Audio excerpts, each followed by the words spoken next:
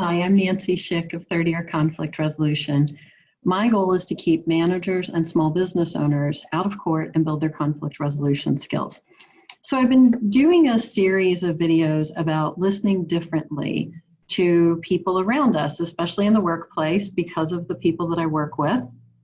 And I talked about in the first video why you would want to listen differently, right? What the benefits are. So you can go and find that on the YouTube channel.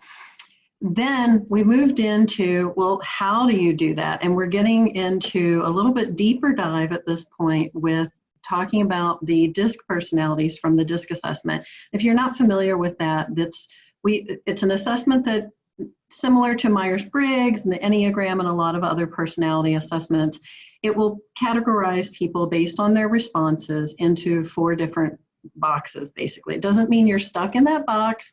It just means your default, especially under stress, is going to put you in a certain category. So if you're a high D, for example, you're probably going to be more of a dominant personality by default. Again, you have other skills, but it just means that's going to be your go-to. An I is more influencing, an S is supportive and steady, and then C is more of a compliant person. They're going to look for what's the procedure.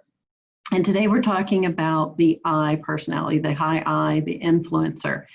And that's really only about 11% of the population, but where you'll see them are in roles like sales and entertainment. They're your forward-facing people. They're the influencers probably on Instagram and social media also. They're definitely more outgoing, extroverted, and people-oriented.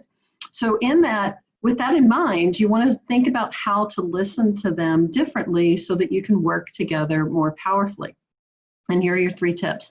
The first thing is to listen for and watch for whether they're having fun. And that's because a high I personality, they like people and they like having fun. It doesn't mean the rest of us don't like having fun.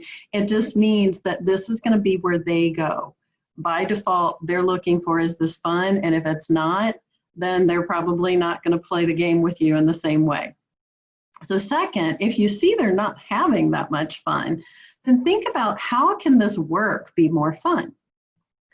And if you're not sure whether they're having fun or how to make it more fun, of course you can ask, right? That's the thing we often forget to do, is just ask people, check in with them. And then the third thing you want to watch for, listen for, is whether they're withdrawing, rejecting, or maybe distracted.